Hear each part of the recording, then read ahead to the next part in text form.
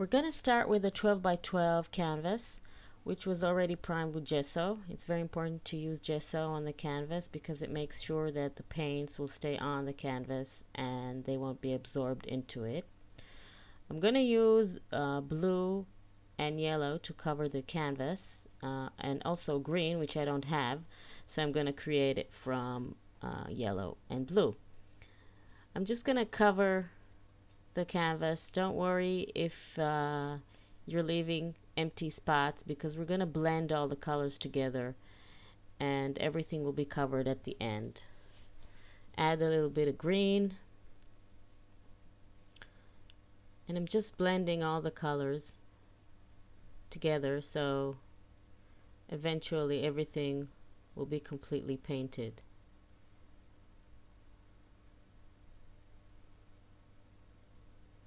It makes it easier if you add a little bit of water. The paints become a little bit more fluid and it's very easy to work with them this way. I'm going to do the edges as well to cover it completely. We're going to use this beautiful house stamp, which I absolutely love. I'm going to stamp it on a white piece of cardstock with permanent ink because we're going to use a few mediums on it and we don't want it to smear or run. So using permanent ink for the stamp is very important. I'm going to put modeling paste on the house. I'm improvising a little mask here, securing it with some tape so it will move. And I'm going to cover the middle part of the house, the main part, with some modeling paste. This would give me a pattern. This way I'm creating a pattern of bricks.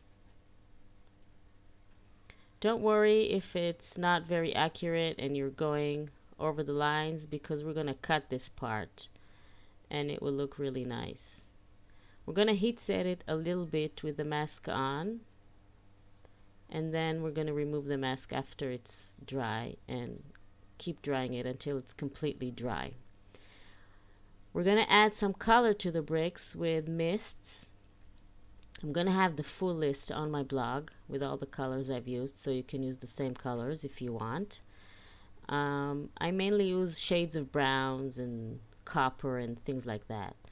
After it's completely dry, we're going to add a little bit of distress ink to give the color more depth and give it more of a real feeling to it, so it will look like bricks. Then we're going to cut the house, the main part, and we're going to leave it aside to dry. And we're going to start working on the roof.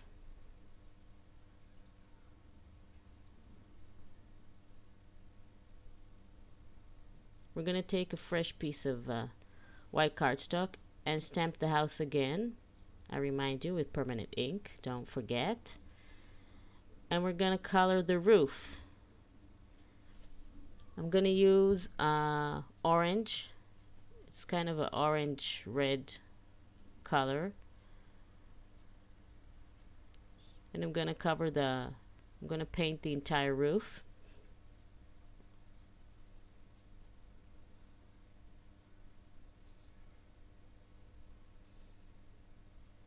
After painting the roof, while the paint is still wet, we're going to add a little bit of Perfect Pearls powder. It's going to give it a really nice shimmer, and it will look like it's covering the pattern of the stamps, but once we'll dry it, it will look really cool. You'll see the pattern and the orange and the shimmer, and it will have this cool effect of layers. So I'm just taking a little bit of powder and I'm applying it over the roof. Everything, I remind you, everything is still wet. And that's the way it's supposed to be. We're going to heat set it and dry it. And then we're going to cut the roof.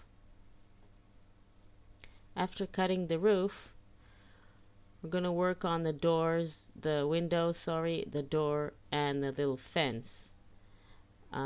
For these parts, I'm going to just apply a little bit of distress ink, brown distress ink, and we're basically going to assemble the house from all the different parts that we're going to cut. Don't forget to ink the edges. I love to ink the edges of everything. Always gives it a little bit of dimension and definition. So just add distress ink to the door and the windows and cut them as well.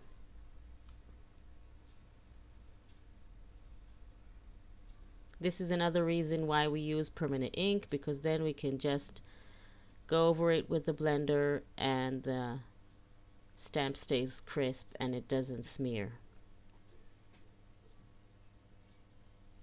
So we're just cutting it out.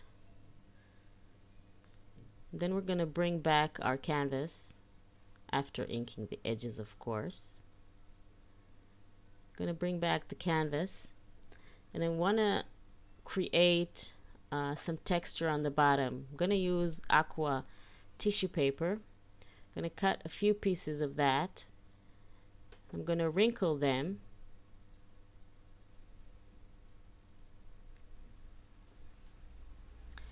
And glue them to the canvas with gel medium. You just apply a little bit of gel medium to the bottom part on the canvas, and then you just put on the tissue paper while it's wrinkled, and there's no right or wrong way to do it. You just, whatever shape it has, it will be good and beautiful. Make sure that you apply the gel medium to all the edges.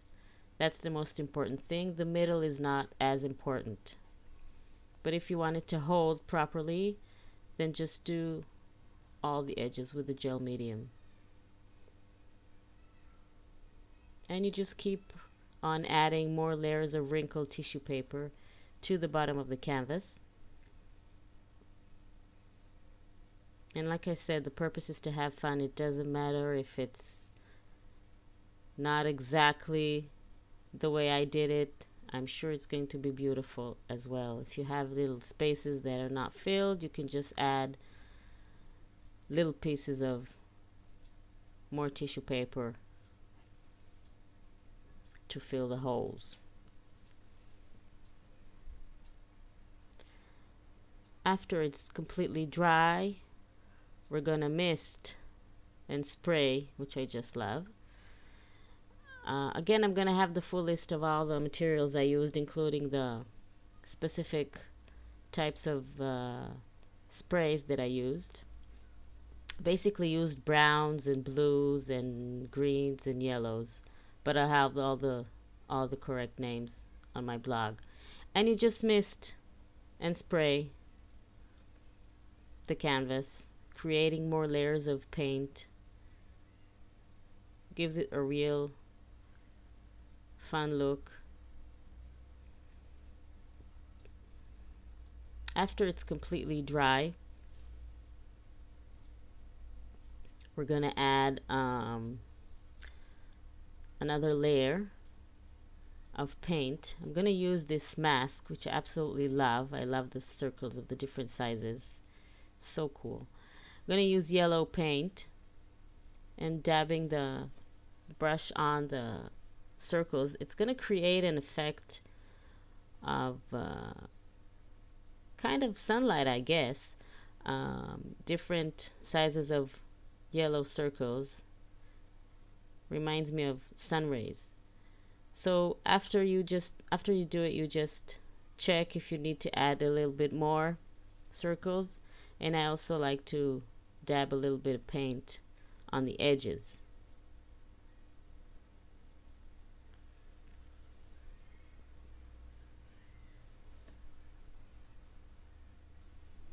We're gonna glue the house now. Get all the parts of the house. We're gonna add it to our canvas. If you need a little bit more distress ink, just add it. This is how it's gonna look, and I'm gonna attach it to the canvas with a bit of glue. The roof and the door and the windows, I'm going to use foam tape to give it a little bit more dimension.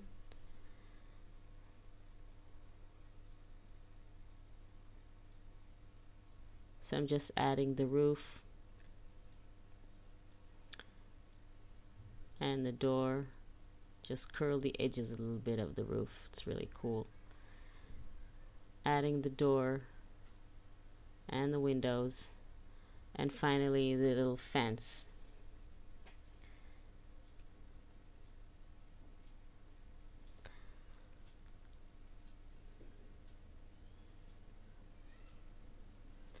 I'm going to use 3 kinds of stamps to add more texture and more layers to the canvas, because each pattern you add is another layer basically. So I'm just using permanent ink again because we're going to spray the whole canvas some more. So make sure to use permanent ink.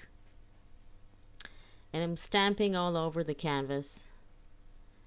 I'm not using an acrylic block because I only want part of the stamp. So I'm just pressing on the middle part of the stamps with my finger. This way it comes out uneven the way I like it.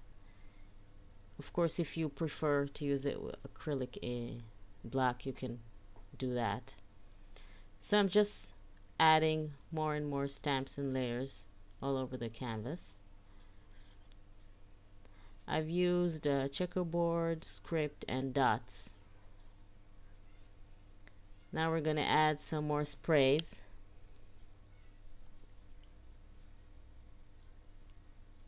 See how all the stamps stay really crisp and they don't smear and they don't run. We're going to heat set everything. Now I'm going to add some stars. I'm using blue distress ink and I'm adding stars with this beautiful stencil. Just adding them randomly on the canvas.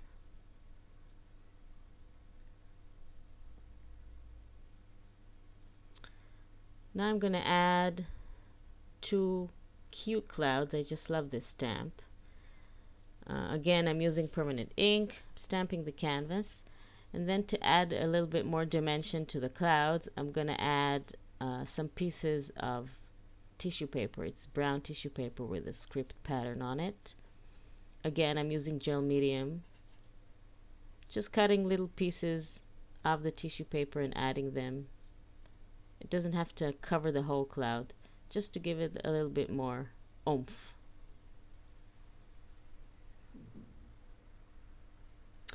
We're going to create a title for the canvas. It's going to be Home, and I'm going to use grunge board letters, which I absolutely love. They're so fun to play with. I'm not going to do anything special with them, just adding a little bit of brown distress ink to give them a little paint.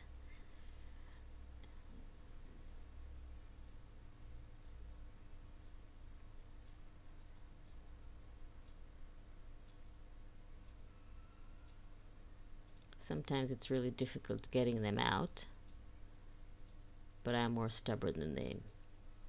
So finally they're out. Adding a little bit of distress ink to each letter.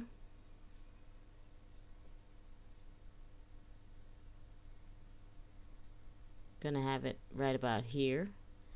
Now I'm going to add this absolutely fun, cute thing that I love by Prima. It looks like a candy tree, actually, with his blue circles. Looks like small candies. So I'm adding that as a tree, and I'm adding the title. And you can't go wrong with adding some flowers. So of course we're going to add some Prima flowers. I'm folding the flowers to give them a little bit more dimension.